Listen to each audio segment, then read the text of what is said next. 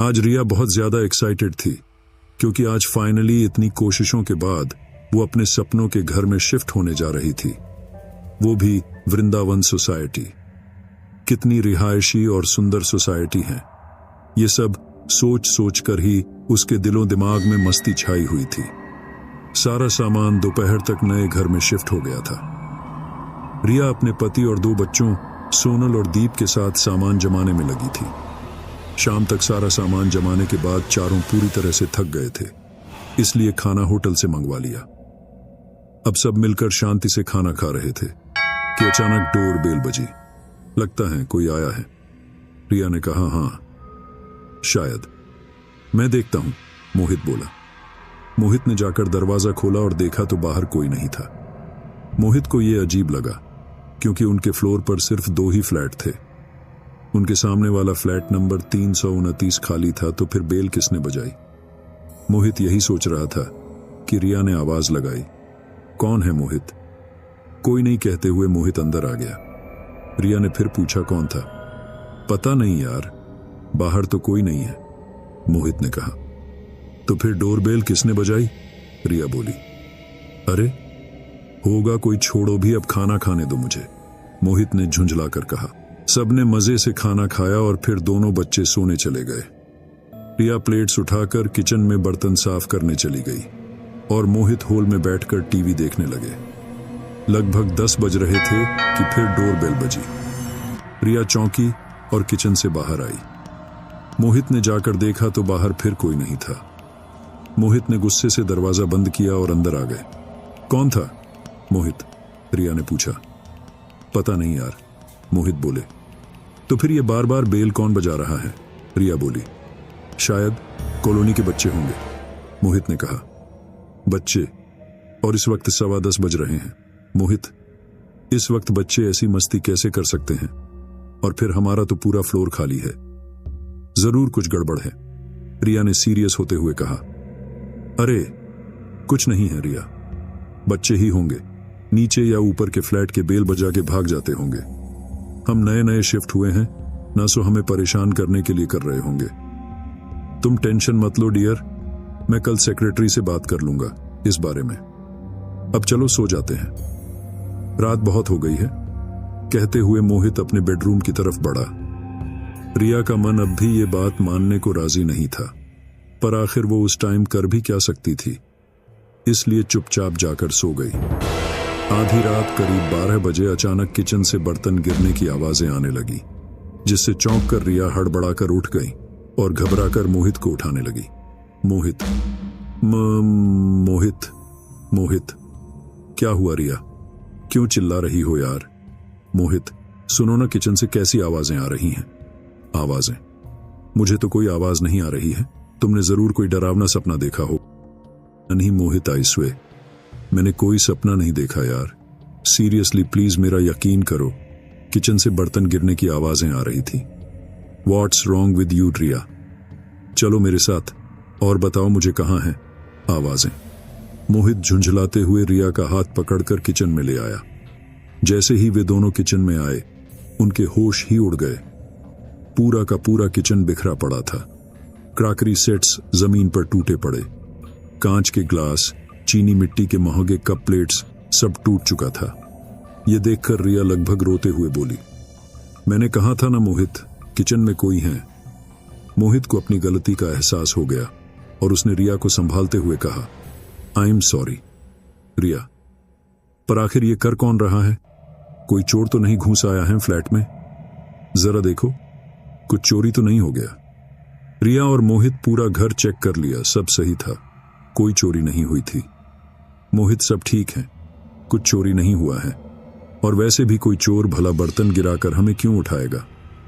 कुछ तो जरूर है यहां पर, डरते हुए रिया बोली।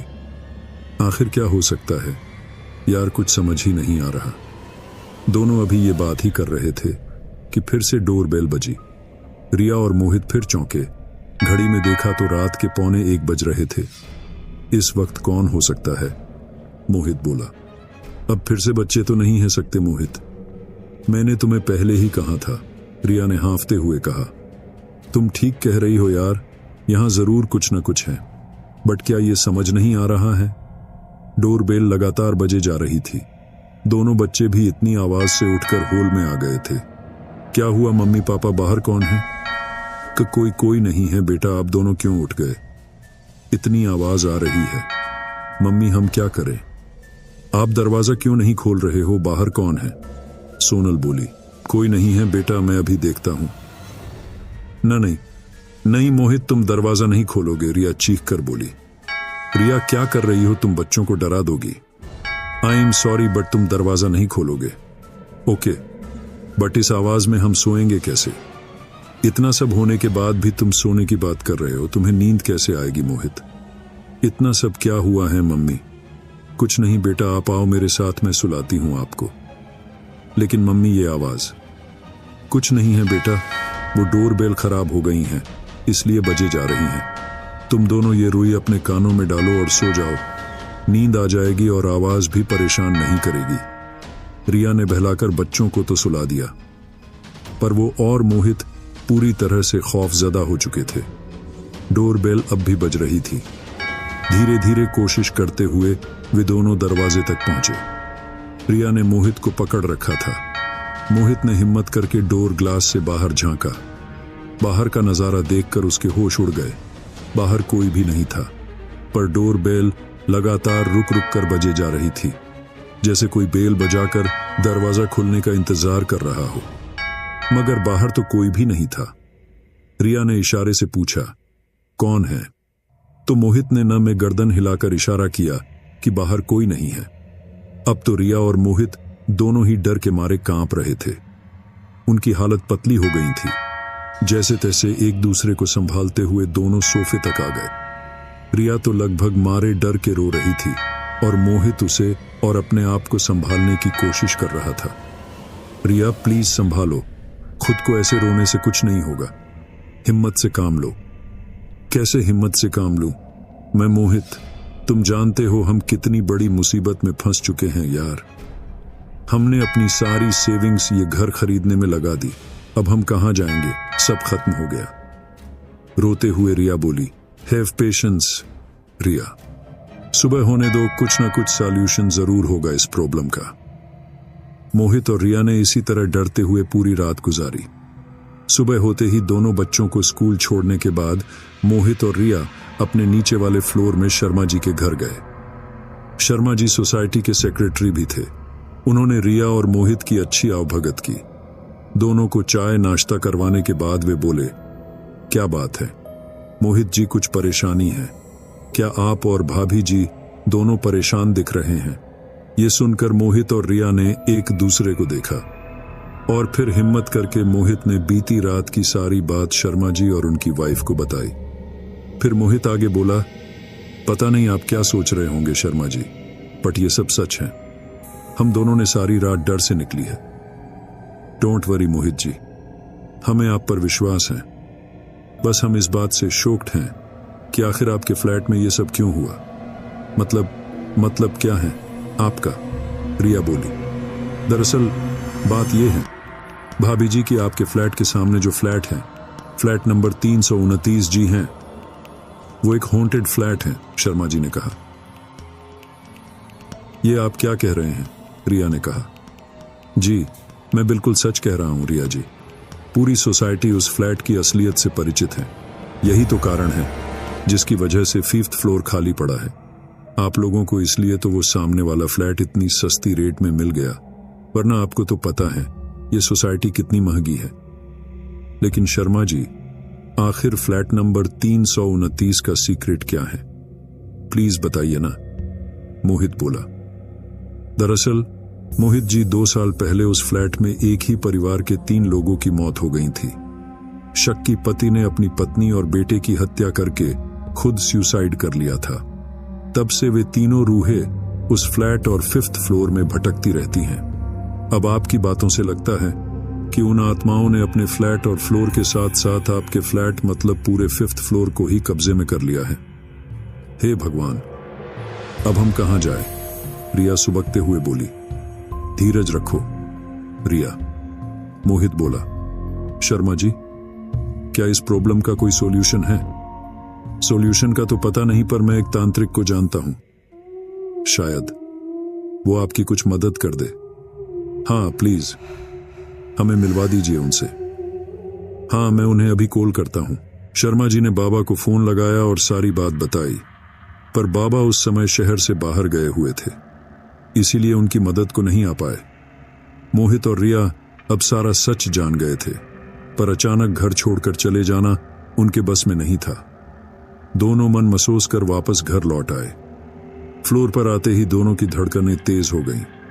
दोनों ने डरते हुए फ्लैट नंबर 329 पर नजर डाली और तुरंत नजर झुकाकर अपने फ्लैट में आ गए। दरवाजा भी तुरंत बंद कर दिया। दोनों को अब आज की रात की चिंता थी। तभी बच्चे स्कूल से लौट आए। जैसे ही बच्चों ने बेल बजाई, मोहित और रिया पूरी तरह डर गए। उन्होंने रात की ही तरह दरवाजा नहीं खोला तो बच्चों ने आवाज लगाई, मम्मी मम्मी। बच्चों की आवाज सुनकर रिया ने तुरंत दरवाजा खोला। बच्चे चहकते हुए अंदर आ गए। तभी मोहित की नजर दीप के हाथ में पकड़ी टाई कार पर पड़ी। दीप, बेटा ये खिलौना किसने दिया तुम्हें? मोहित ने पूछा। वो पापा, ये मुझे मेरे न्यू फ्रेंड ने दिया है। न्यू फ्रेंड कौन? रिया बोली। वो मम्मी, हमारा नेबर ही है, ऋषि। नेबर, मोहित ने कहा। वो हमारे सामने वाले फ्लैट में ही रहता है, मुझे लिफ्ट में मिला था। क्या दीप ने क्या कहा, सुना तुमने? हाँ हाँ, दीप फेंको उसे। ये कहते हुए रिया ने वो खिलौना दीप के हाथों से खींचकर खिड़की से बाहर फेंक दिया। जैसे ही रिया ने खिलौना फेंका, दीप चक्कर खाकर फर्श पर गिर गया। रिया और मोहित उसे संभालने की कोशिश करने लगे। दीप, दीप, उठो उठो बेटा, प्लीज, रिया रोते हुए बोली। मोहित भी दीप को उठाने की कोशिश कर रहा था। दीप तेज बुखार से तड़प रहा था। रिया और मोहित को कुछ समझ नहीं आ रहा था कि क्या करें। आखिर मोहित तेजी से नीचे भागा और शर्मा जी को सब बताया। शर्मा जी ने तुरंत सोसाइटी में रहने वाले डॉक्टर गुप्ता को इन्फॉर्म किया और उन्हें साथ लेकर मोहित के घर आए। डॉक्टर गुप्ता ने चेकअप करके दवाई लिखी। मोहित बिना एक पल गंवाए दवाई ले आया। दवाई देने के बाद भी दीप को होश नहीं आया और न ही बुखार उतरा। शर्मा जी परिस्थिति की गंभीरता को समझ गए थे। वे तुरंत मोहित, रिया, दीप और सोनल को अपने साथ अपने घर ले आए। फिर पंडित जी को बुलाकर शांति पूजा संपन्न करवाई।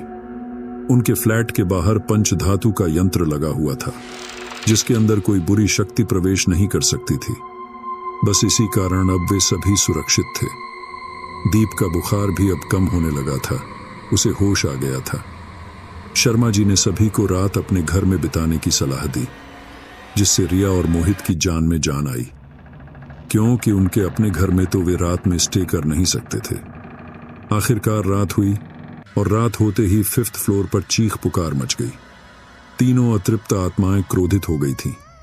उनके चीखने, रोने, हंसने और तोड़फोड़ करने की आवाजें इतनी तेज थीं कि नीचे शर्मा जी के फ्लैट में साफ सुनाई दे रही थी।